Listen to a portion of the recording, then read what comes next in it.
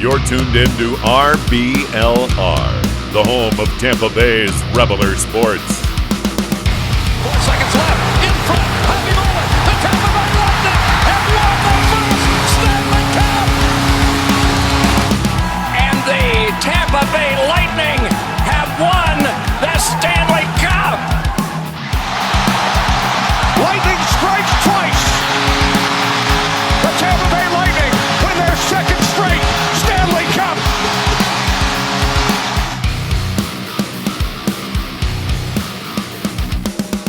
Welcome into RBLR Lightning. My name is Chris, and we have another great show planned for you here today as the trade deadline has come and gone. Some big news, some big moves the Bolts have made, and we'll get into all that here in a second. I got two guys along with me for the ride on my Zamboni. First, Mr. Jake Ricker. Jake, how are you feeling this week? I'm feeling fantastic, Chris. It's the trade deadline special. It's one of my favorite times of the hockey year. Cannot wait to get into that stuff. We had a lot of interesting moves, not only with the Lightning, but around the league. So I can't wait to talk about some of that stuff with you guys today. And we have a brand new member to welcome to the squad here today. Our brand new line mate, Mr. Matt Gannon. Matt, how are you feeling, man? Maybe give us some of your favorite Lightning players, maybe a favorite Lightning moment, and maybe what you would eat out of the Stanley Cup if you won the Cup. Well, thanks for having me first and foremost. I'm feeling good. I'm optimistic to see what this last stretch of the season has in store for us. For my favorite player all time, I'd give it to Marty St. Louis. I'm kind of a smaller guy, and I've always felt kind of a bond with him, but as of right now, I give it to Vasilevsky. For food out of the cup, I got to go poutine with that one. I got to touch my inner Quebecer. Had to get a little comedy in there, man. Wanted to welcome you to the show. Glad you're aboard the Zamboni here with Mr. Me and Jake Ricker. So lots of news to get into. We'll get right into it here. Obviously, the Bolts, they made a move. We talked about it. We pondered about it. We wondered what if, and it did happen. The Bolts made a couple moves here. Obviously, the biggest move was we acquired Brandon Hagel, a 2022 fourth-round pick, and a 2022 fourth-round pick from Chicago in exchange for Taylor Radish, Boris Tkachuk, a 23rd first-round pick, and a 24th first-round pick. So, obviously, it feels like a lot to give up.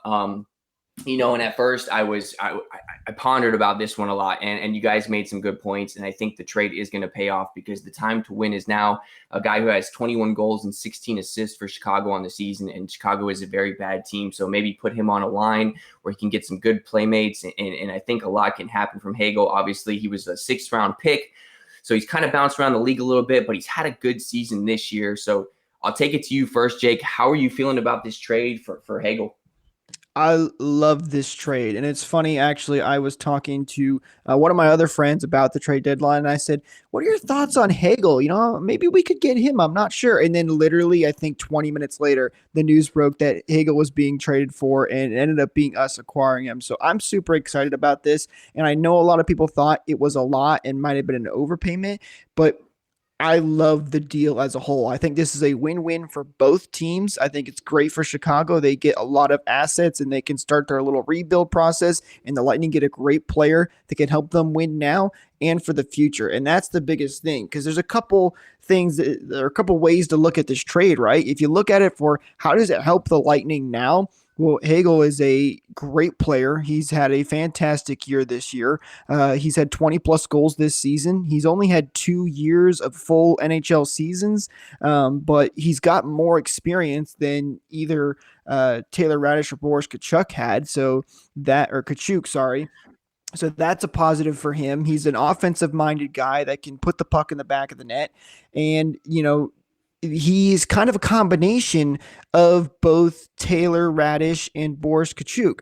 Radish had that kind of, was really good with the offensive minded, had that good shot, could score goals, had that flashes of that. And then meanwhile, Tkachuk, was a more physical guy, and Hagel's a kind of good hybrid of those two. That's what I heard, Dave Mishkin and saying on the Power Lunch that the Lightning have on their radio show. And I thought that was a great point. That's what Hagel is, a combination of these two players. And then the other big side of this trade too is this is not a rental. This is a long-term kind of trade. Hagel, $1.5 million for this season and the next two after that. And then he's a restricted free agent. So even though the Lightning gave up 2 first-round picks, worst case scenario, if they have to move on for him and trade him or give him up during free agency, all they do have to do is give him a qualifying offer, and the Lightning can get compensated pretty nicely for it if he continues to play the way he has. According to The Athletic and their player cards, his market value is actually around $6 million right now.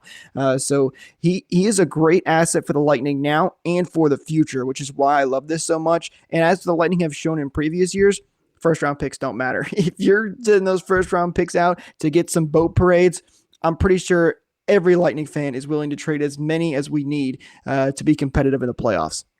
Yeah, and then, there was a little talk going around that we might have overpaid, but I think you make a lot of good points, and that's the time to win is now.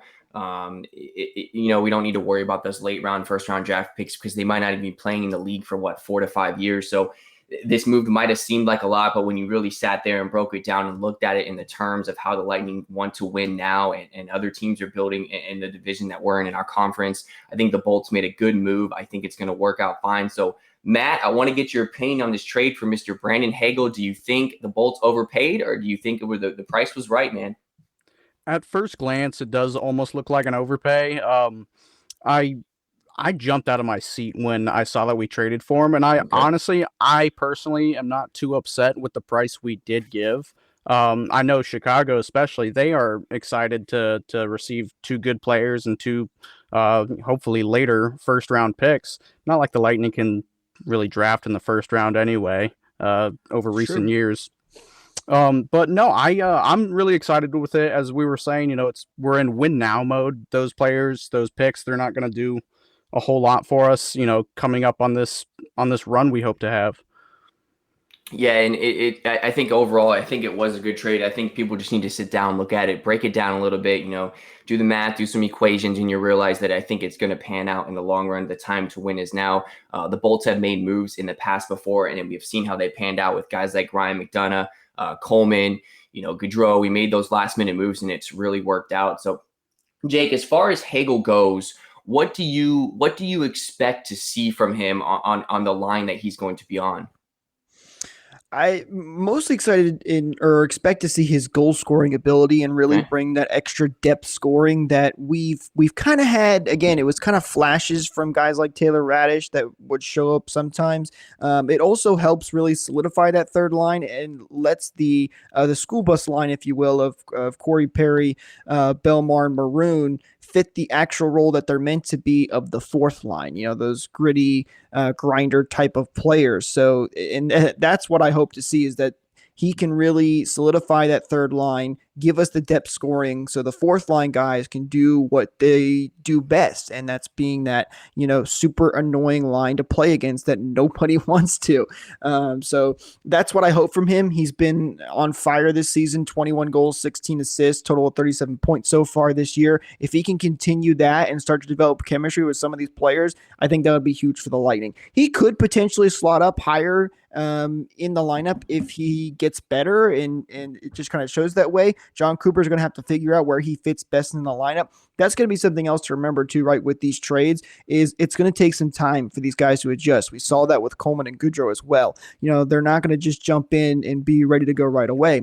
Sometimes you get lucky with that, and it's really nice when it happens. But expect him to bounce around the lineup a couple of times until they find the right spot for him.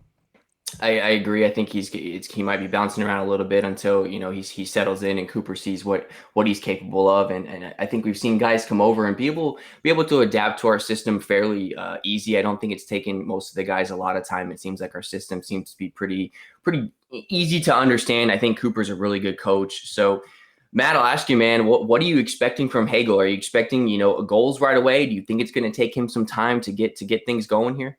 Obviously, it's going to take him some time, but he seemed to fit right in that first game. I saw in the first period he had a really nice shot on net, kind of a tricky shot, and he came in strong on the forecheck. It looks like he's really, trying to buy in and find himself a spot on the lineup, no matter where it be. But yeah, we can obviously see that his goal scoring is kind of his offensive prowess, and if we get him to, let's say 28 goals or something, if he can give us 7-ish goals in the rest of the games we have played, I think that's a huge plus, and he's definitely on pace to do it. If he can do it with kind of an anemic Blackhawks team, I'm really optimistic to see what he can do with a high power offense team like the Lightning. Right, and the Bolts have made moves in the past, like we talked about, and it's usually worked out for us. So we're gonna trust the system here again.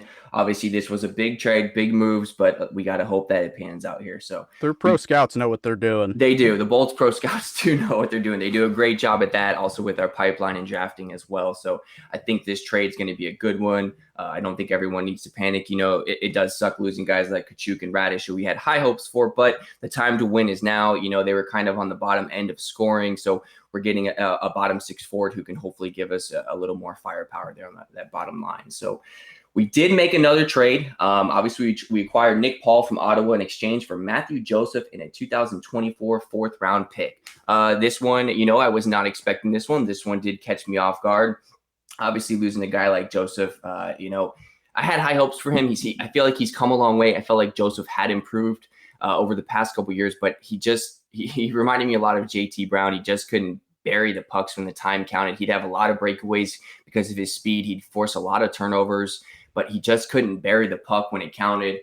So we're getting a bigger guy in Nick Paul, 6'3", 224 pounds. He's got 11 goals and 8 assists on the season so far for a struggling Ottawa team. So I think Paul's going to be that bigger, grittier guy we need on that line to kind of get in front of the net a little bit. Joseph was great with his speed, but he just couldn't get it done. So I think we're bulking up a little bit come playoff time. Games get tough, man. We need some grit on the ice. And obviously, Joseph was not a fan favorite, but a lot of fans did like Joseph. They respected him because he worked hard to get where he got with the Bolts. He was sent down, came back up, and he's got a lot of playing time. So I wish nothing but the best for Joseph. So Jake, I'm going to ask you here first. How are you feeling about this Nicholas Paul trade? Do you think it's going to work out? Well, I had a little trust issues when this trade first came out because JBB said that we were done, and it shocked me. But he found a way to make the team better, so he jumped on the opportunity. I was definitely shocked when I first heard that the Lightning were trading for Nick Paul because in my head I was thinking, okay, maybe if they make another move, it's going to be for a defenseman to shore up that bottom six or that last pairing, if you will. And then I thought, well, who on earth is going back this way? They already traded the two players that I would have expected them to trade in Radish and Kachuk. And then come to find out it's Matthew Joseph, who I did not see being one of the players that could potentially be moved at this deadline. But after looking at the trade, after thinking about it, I do like it. Now, granted, I was never a big Matthew Joseph fan, although he has kind of come around on me in the last couple of years. But essentially what you're getting here is kind of two very similar players swapped in their play style. The biggest difference being Nick Paul is a more physical, bigger, tougher kind of player, whereas Joseph is a faster, more skills with his hands kind of player. They're two different skill sets in that sense, but the way everything else they do is basically the same. They're good defensive forwards. They're both good on the penalty kill. And that's exactly where Nick Paul is slotted in at practice already, is playing on the penalty kill. So you're swapping your defensive penalty kill forwards, but now for the Lightning and Nick Paul, they're getting a tougher, grittier guy, which is something we've seen the Lightning add before when they realized they needed a lot more of that after that 2019 season. Yep. And they're doing it again here, which I like because they do have some tough guys, especially with Maroon and Perry, but they wanted to be a little more heavier overall for the whole team. So, and I think that is going to be a benefit to them. Joseph did have an issue finishing his chances when it came to shorthanded chances. I believe Nick Paul does it a little bit too, but he doesn't get as many as Joseph might. But Joseph put out a statement today too, thanking the fans and the organization, which was, it's always sad to see that kind of thing. It stinks for him going from the Tampa Bay Lightning to the Ottawa Senators. I'm sure that's not a fun trade. Meanwhile, for Nick Paul, it was his birthday on the day of the trade. So he got a pretty nice birthday present going to a cup contender in the Tampa Bay Lightning. But always sad to see those players go. Obviously, we wish him nothing but the best. Joseph should get a lot more playing time in Ottawa, so we could see his scoring start to increase a lot. But I do like this trade overall for the Lightning. This is more of a rental. They could maybe extend Paul. JBB did say they were thinking that they weren't even going to be able to give a qualifying offer to Joseph, so that's why they ended up moving him. Or another reason why they ended up moving him. So, but even as a rental, I do like this move overall for the Bolts. Definitely one I did not expect, though.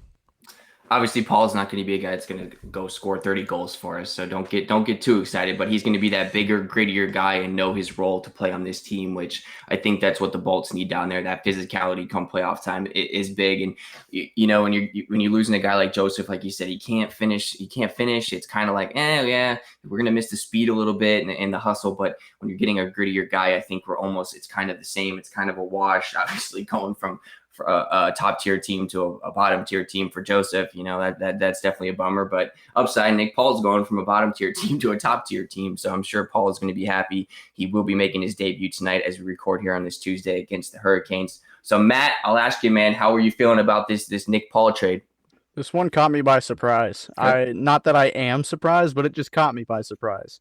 I've heard the idea of Joseph being somebody possible to go. I know teams like him. A lot of people love his upside, but unfortunately, it never really stuck with us. Obviously, he could never get these chances, like we were saying, or he could get the chances. He could just never finish on them, which was his issue. And he was really good defensively. It was kind of almost an underrated skill of his, but not like his strong suit, I'd say. But he was great for stirring shit up on the penalty kill.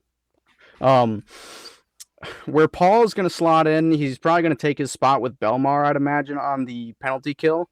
He seems a very defensive-minded player, which I'm sure is what they were kind of targeting, somebody who does, defense and penalty kill really well in Paul. And it also seems like he's kind of a shoot-first style guy as well, where Matthew Joseph, he likes to break in and find a better option other than himself. So I'm happy with it, but again, it is a little weird about re-signing him. I'm not sure that's going to happen, considering part of the reason he was traded is because extension talks with Ottawa just weren't going anywhere. He was asking too much from what I heard. So I see this as purely a rental.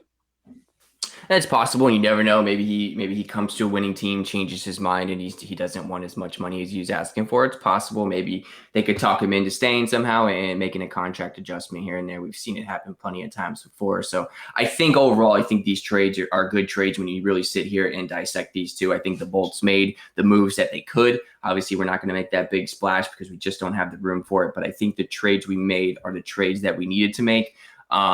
Jake, were you surprised that the Bolts didn't add anybody on defense? Did you think that a defensive guy was going to be the move if we did make it that way? I wouldn't say surprised. Okay. I was kind of hoping that they would make one more trade for a depth defenseman like they have done in years past. But I wasn't surprised when they ended up not making a move. I thought maybe they could move Cal Foot out and get a guy like Justin Braun was my top candidate. He ended up getting picked up by the Rangers. Right. I know Mark Pysyk was another option that some Lightning fans liked, which I would have been okay with as well.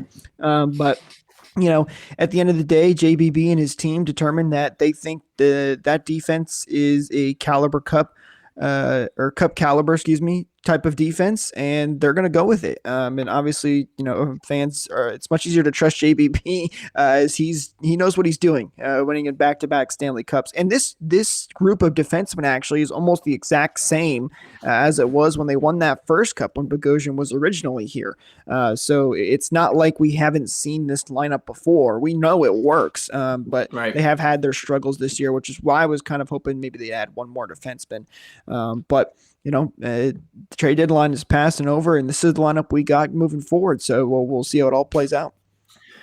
We did make one other small move as far as we required Riley Nash again from Arizona. He was here with one stint for us. He is back now. I see this as just maybe a depth forward move. Matt, anything we need to know about re-signing Riley Nash here? To me, it seems like that's more of an insurance. I can't imagine him being any part of the lineup unless there's somebody injured. Strictly insurance. That's my opinion on it. He'll probably report to the Crunch, I believe. Yep. Yeah, and I think it's just definitely a depth signing. Jake, did you have anything on Nash that we need to know? It's exactly what it is. I think the Lightning wanted to have him in Syracuse originally because remember they had him. They picked him up earlier in the season and then they lost him to waivers. and they end up getting him back here for just future considerations. But yeah, he's exactly what Matt said. He is an insurance guy. He'll get called up once the playoffs start because the cap is obviously no more once that starts. And if hopefully not, anybody gets hurt, he's the guy that'll more than likely slot in, especially for a guy like Nick Paul if he ends up getting injured or something like that. That's where he would. The best kind of player he would replace because they have similar play styles anyway. But insurance move, that's all this was. Okay, well, I think that's all pretty much the big trade moves that the Bolts made that are really noteworthy here. Obviously, we talked about it for a couple weeks here. They did end up making some moves, so now it's kind of the wait and see. Let some guys settle in, let them settle into their roles, settle into their lines. Could be some speed bumps here and there, but we got to trust the system and trust the process because it's got us 2 back-to-back cups. So if this pans out, man, for another three-peat, this is awesome. You know what I mean? So we did have some games. We have 2 games to talk about here. Obviously, we were finishing up this West Coast trip against Seattle, where the Lightning had completely struggled on the power play this entire trip. In this game, the Bolts were able to get on the board with 4 goals. We went 2 for 6 in the power play, so lots of power plays in this game. The Bolts were actually able to capitalize on 2 of them, holding Seattle to only 1 goal on 5 power play chances. So the PK once again did its job. Not saying that Seattle is the greatest team in the league. Obviously, they're not, but a win is a win. So the Bolts were able to come away with 2 points here to end this West Coast trip.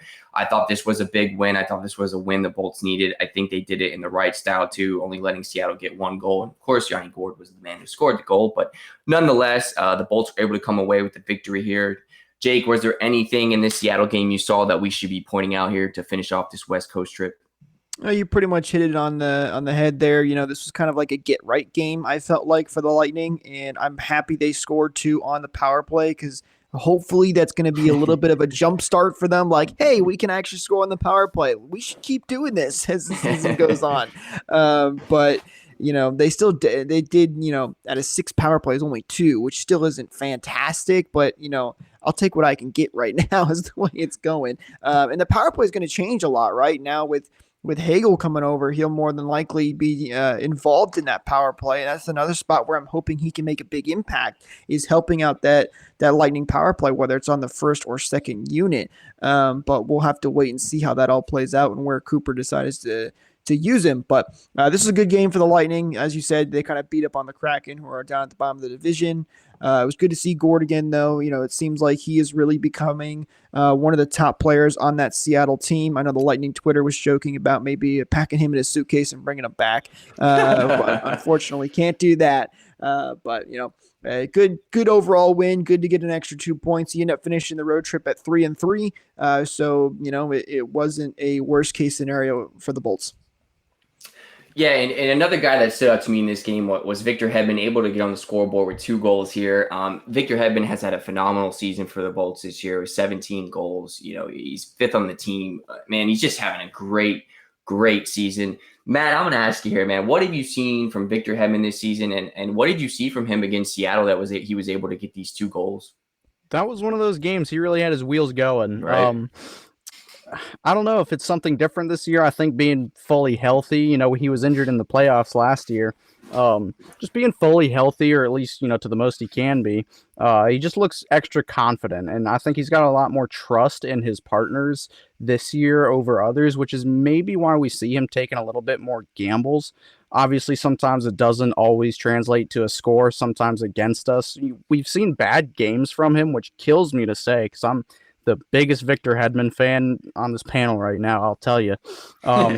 He was on hat trick watch that game as well. I know they kind of did shove a couple of passes his way, hoping for him, and he got close a couple of times, I think. But he's just, to me, he's the best defenseman in the league, just overall. I know there's people that are better than him in certain aspects, like Cale Makar with his skating and just everybody else I could name. But to me, he's the archetype of just the perfect defenseman, almost the reincarnation of Nick Lidstrom, if you will. He ages like a fine wine. He's not even that old, but he's 31 or 32. Yep. And he's still competing with some of these young gun, new up-and-coming defensemen that are taking the world by storm, and he's still in talks for Norris.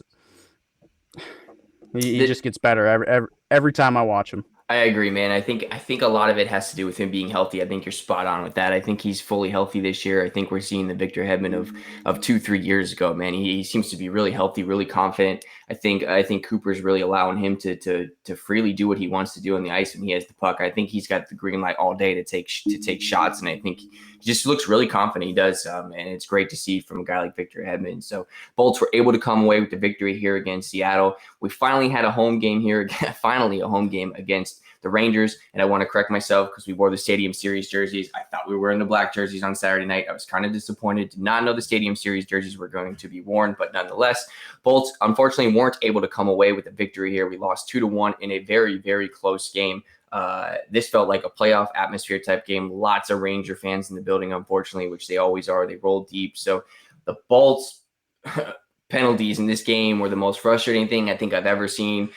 Some bad calls here and there for sure, but you cannot commit that many penalties and expect to win a game. Old habits die hard. 6 power plays for the Rangers. Luckily, the most dangerous power play in the league was only able to score 1 goal on us, and it was at a bad time at the end of the game. So we really hung around in this game. I think we played a really good first period. I don't think the second and the third were our best, man. We were constantly down, and we just seemed like we really couldn't get anything going, even when we were 5-on-5. The flow wasn't there. It was kind of a lot of chip and chase and just not a lot of zone time, although I do think we did shut the Rangers down as well.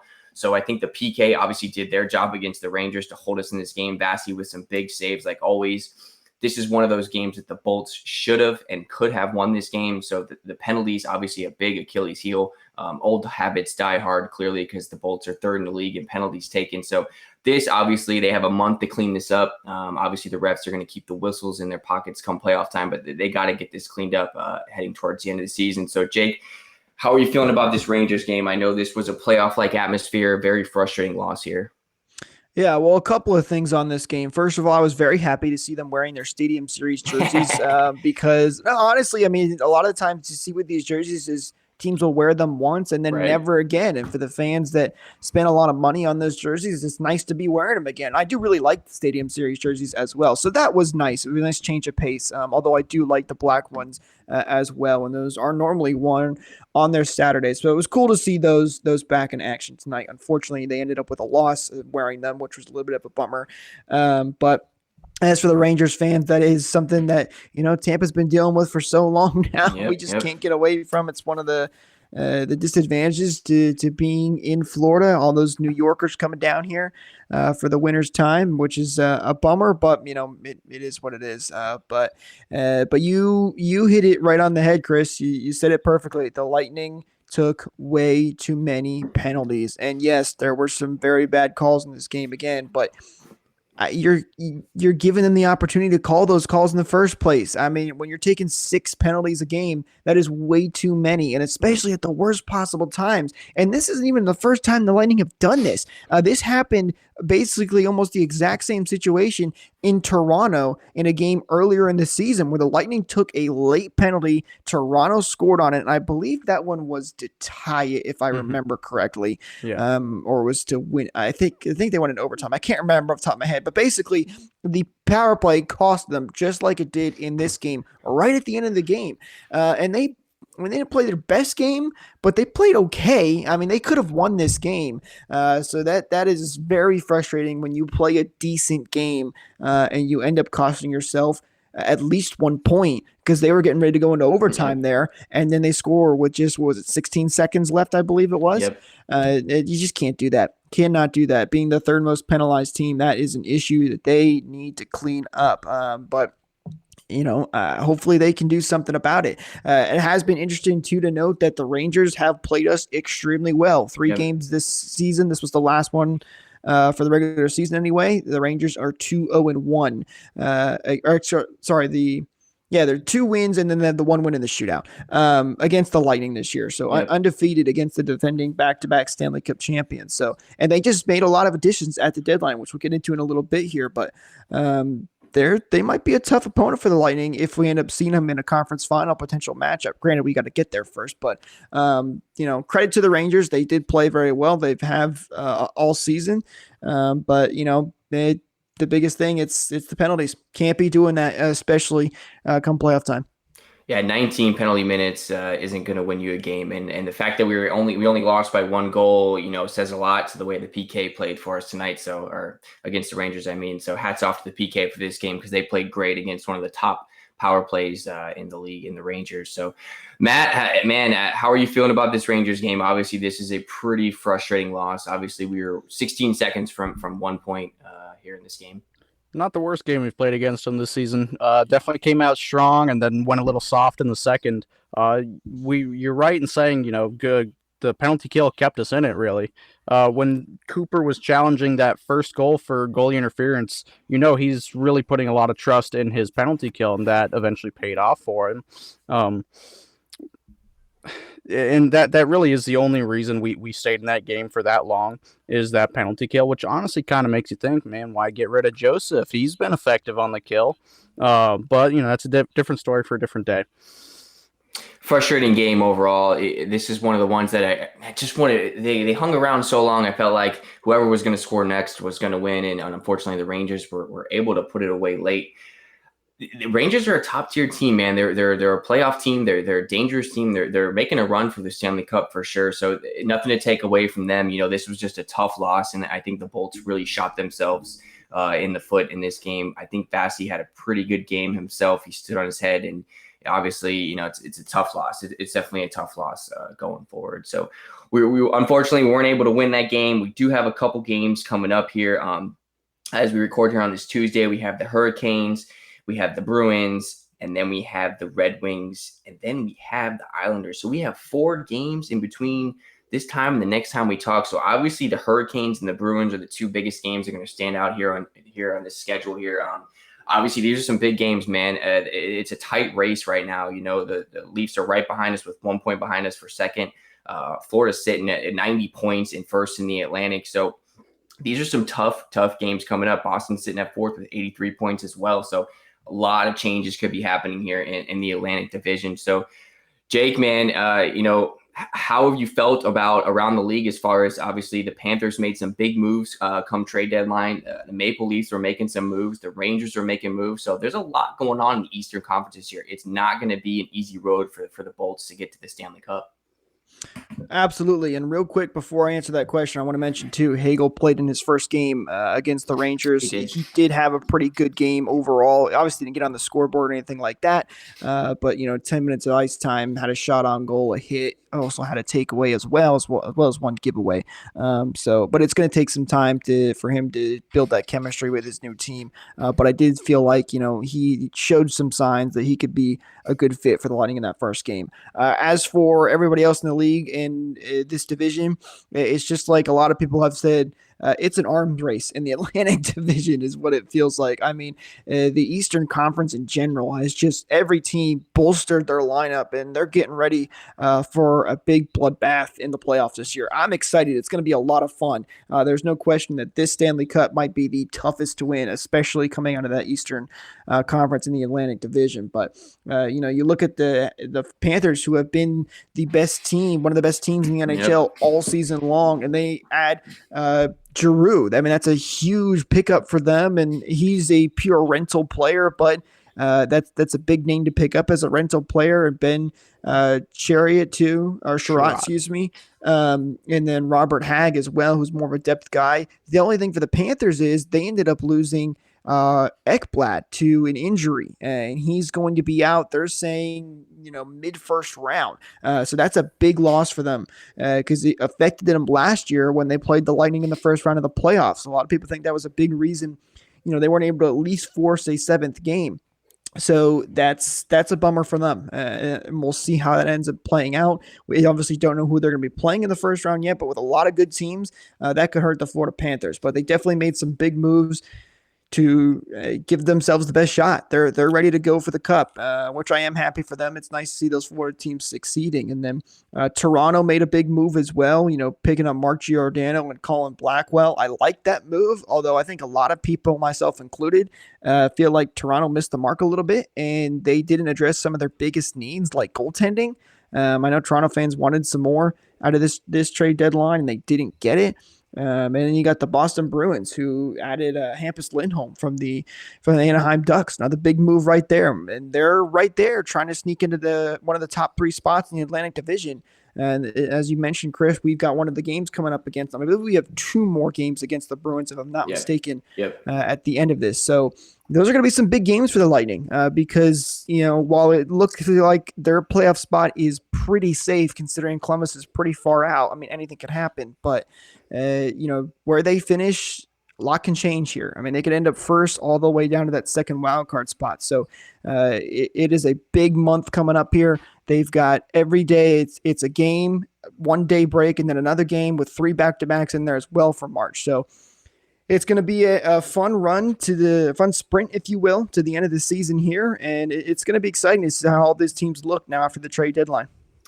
Yes, it's really going to come down to it here, man. It really is. Like you said, we got 2 more games against the Bruins. Obviously, I think the division games are going to be the most important. Those are the games we gotta win. Obviously, every game is important, but I'd really like to lock up that 2nd seed. I don't know if we're going to be able to catch Florida. Obviously, there's plenty of time left. Florida just looking really good and really dangerous at home. So the Bolts do get some home games here come April. Finally, lots of back-to-backs. So Matt, I'll ask you here, man. We got 2 tough games coming up. We got 4 games coming up in total, but 2 tough games, I think, in my eyes, the Hurricanes and the Bruins. What do you expect from the Bolts, from guys like Hagel and Paul? Do you think they're going to make an immediate impact in these next 2 games? I would hope that at least Hagel could. Obviously, we're going to want to see our top guys like Cooch and Stamkos point, especially scoring 5-on-5, which is what we really want to be doing right now. Obviously, the power play as well, but it's going to be a good test of our mettle here with Carolina and Boston, 2 of the best teams in the league right now. I know Carolina's coming off of a shutout loss, but they've had a couple of shutout losses here. But again, they're still one of the best teams in the East right now. It's going to be tough coming down the stretch, but at least we've got, I think we've got almost double the amount of home games in the last month and a half of the season we got left, which will really be in our favor. Get the dog days out early and hope for a strong finish to the season. But yeah it's going to be tough. This is a big 4-game road trip coming up, and obviously we have a back-to-back Saturday and Sunday, the Red Wings, and then we're at the Islanders. So obviously Elliott will be playing in one of those games. So expect another big game from Elliott. He's really come on strong his past 2 starts. So I think that was all I had for the show tonight. Man, want to give a shout out to our listeners and our followers at RBLR Sports. We're on all platforms of social media: Instagram, Spotify, Stitch, YouTube, you name it. Check out our merch store at rblrsports.com. We got plenty of merch for you guys, all different kinds of colors, sports teams, you name it, it's there. Man, it's going to be a tough stretch. April is really going to come down to it. It's going to be crunch time come April. I think there's a lot of tough games, a lot of back-to-back. So I think the Bolts made the right moves going forward. I think we're going to see guys like Hagel and Paul really step up and show the reason we brought them here. So Matt, I want to get your final thoughts from you, man. How are you feeling about this road trip coming up, man? Again, it's going to test our mettle really well. I think I'm expecting Hagel to factor in a little bit more. I would hope he would get more ice time than what he had, especially with some of these line shufflings. We might see him as high as the I'm hesitant to say the first line. That's not going to happen, but maybe put him somewhere with somewhere on the second line, and I would hope to see him as well on at least power play 2. He probably I wouldn't put him on PP1 just yet, but power play 2, it could be crucial. He could be a guy that could work out really, really well and fit in just fine. As with Nick Paul, I'm excited to see what his defensive game brings. Hopefully he can slot in well with Belmar. That's where I'm expecting him to go. And whoever he's going to be with on the third line. Again, these lines they're fit to change. You can almost guarantee it that it's going to be something different by the time game 1 of the playoffs starts. So I'm just excited to see what these new guys can bring for us. And hopefully the next time we talk, we have a 4-game win streak going on here. So Jake, I'm going to give you the final word, man. Go ahead and take us home. Well, I mean, you guys pretty much hit it on the head there. Hagel would love to see him, Matt, on that second power play unit. Hopefully he'll get some action there because the power play desperately needs that help. It's going to be fun to see these new guys start to build this chemistry, and as we get ready and geared up for a playoff run. The last thing I'll say is to dear Tampa Bay Lightning, please, when Brian Elliott gets his game in net, do not let him down like they did last time against Edmonton, because that was frustrating, and he deserves a win in his next game. So hopefully we can give it to him and start showing that we're capable of making a Stanley Cup run. So that's all we got. Go Bolts. Thank you for tuning into this presentation by RBLR Sports. On your way out of the stadium, please remember to like and subscribe.